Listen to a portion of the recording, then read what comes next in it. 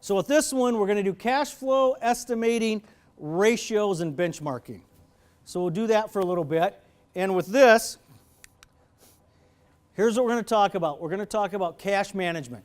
Cash management, cash management, cash management. Everybody wants to talk about that. Job estimating and monitoring.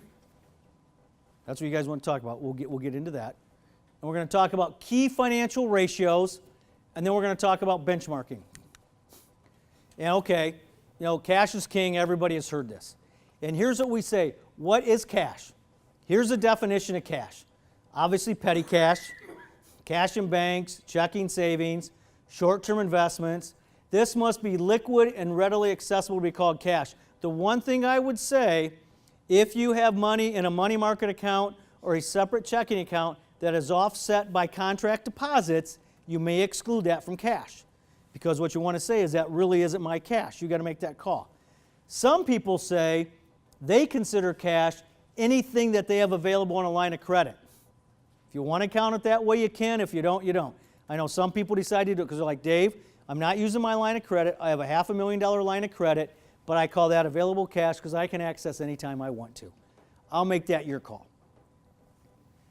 The one thing I want to remind you of, though, is if you have money that's deposits in a separate checking account, I would not count that as cash. Now, what do you guys think of this saying? Too many people spend money they haven't earned to buy things they don't want to impress people they don't like. You guys know any of those people? One guy told me once, be quiet, those are my customers. No, higher-end home builders. No, higher-end home, they're like, no, those are the guys I want to build for. So that's what he said. So what we're trying to say is, be careful. And we say cash flow is not profitability. What cash flow does is it measures liquidity.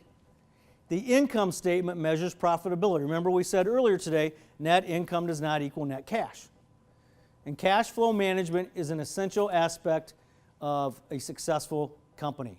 Cash management can generate cash flow and profit with proper investment of excess cash. Now, I'd say that, but what I'd say right now is what you probably want to do with your excess cash is do everything you can to get rebates, get discounts, things like that. That is a better use of your time for that. And we talked about budgeting cash flow. You budget by overall company and by project. Here's another thing. Do you guys do that? Do you budget cash flow by project also or by development? You guys don't? I have some people who do that. They get it down to the project or development. A weekly, and we have a cash flow budget. You can do it weekly, monthly, quarterly, or annually. I would suggest you do it on a monthly basis. I do know people who do a weekly cash flow. Does anybody do that? You guys don't do that, do you? You do it. Well, you said you adjust it every week, don't you? So you really do look at. So if you did your cash flow right now and you got a contract started next Tuesday, you would adjust that next Tuesday. Is that, yeah, I just want to make sure that I got that right. That's not a bad idea because you guys probably get a deposit on everything, right? And do you count that as a liability initially? It's a liability. Good. So that's cash, but it's not cash, is the way you look at that. Good. And like I said, we use a standard form. We had that standard form. You know what? If you don't have one, use that. If you have your own, use your own. All I'm saying is use something for a cash flow projection. Don't do nothing. You said they don't do cash flow in QuickBooks. You can't really do a cash flow. We usually do. Cash flow statement, but not, okay. Right. Sure. And then as we said, you want to use it to compare actual results and investigate significant variances. And if you look into the people who said they do a cash flow projection, they don't have a lot of variances anymore, which is really, really good because I think it gives you a warm and fuzzy feeling to know that here's where my cash is going to be or not going to be. So we better do something if it's not going to be where we think it's going to be. There it is right there. Once again, we talked about this. We have the cash flow projection. It's like what we had before. Of course, we said the net cash at the end of the month must agree to the reconciled general ledger cash account. So make sure you do this. So we've expanded this out. Okay, as we said before, how much cash is enough? That's for you to decide. Is there such a thing as excess cash? I know the general rule of thumb that a lot of people want to use is 90 days worth of cash from the bank at all times. I don't know why that is, but I've heard that from a lot of people. Do you guys have anything that your owners want to have? What do they think their cash balance should be? But that's one of the things you might want to go take a look at and ask the guys, do we want 1 week? Do we want a month? Do we want 2 months? Do we want 3 months? What do we feel comfortable with? So that's something you want to take a look at. I have seen businesses go out of business because they did very well, but cash flow hurt them. They didn't have the ability to collect their cash quick enough or the ability to fund cash flow. So that I have seen, it's too bad that we've seen that happen before. Most effective ways to improve cash flow, obviously collections, cash receipts, and this is where we talked about earlier, get your billings out, get your billings out, get your billings out. Yeah, the money's there, right? Yeah. So that's another thing you want to take a look at. Obviously, cash disbursements, what do we mean by that? If you can stretch it, unfortunately, is there much you guys can stretch nowadays? You can't stretch payroll. You can't really stretch the trades. But the only thing you can stretch is what, some vendors maybe? What areas can you get, where, is there anything you can pay, go ahead. TV advertising. Okay, okay. How often do you have to pay that? What'd you say? Except for us. Yeah.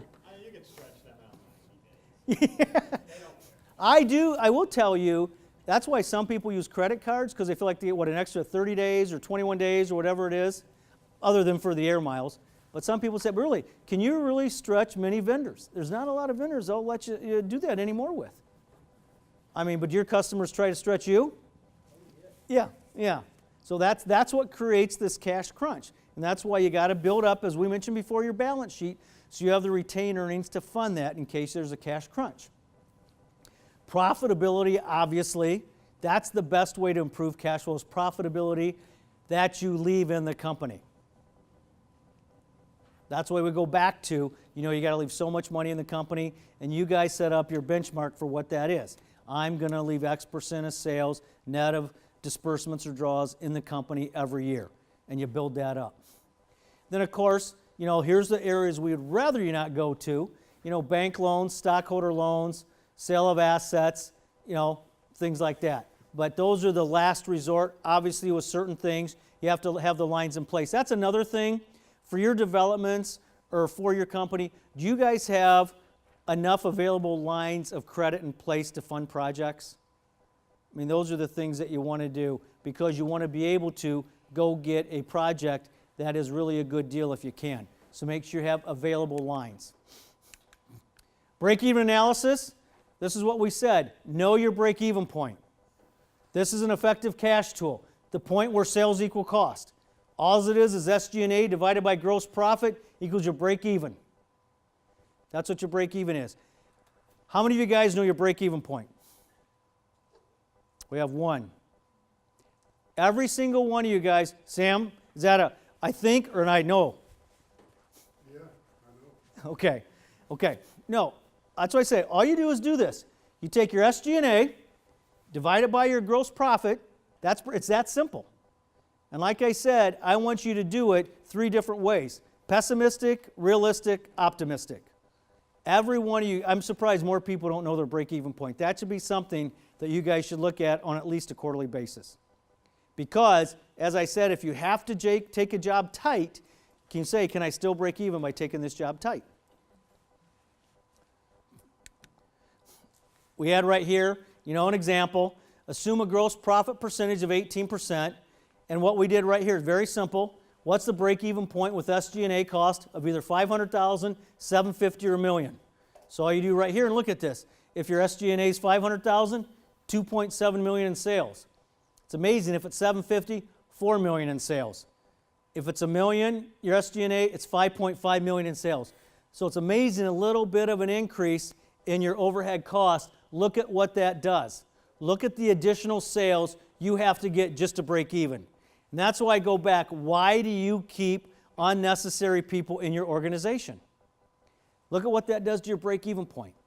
I mean, that right there says a lot. I mean, to go from, double your overhead cost, look at that. You went from $2.7 to $5.5 million in sales just to break even. That is always a good example to use because people are like, I can't believe I have to get that much in sales just to break even. Now, the other way you could do it, you could say, what if my gross profit's 20%? Well, now my break even goes down. You know, what if my break even is 15%? I just went through this with a guy, and he says, if I increase my gross margin from here to here, what's my break even? He was shocked at how much his sales were reduced just by increasing his margin. I mean, that was actually a good thing to do.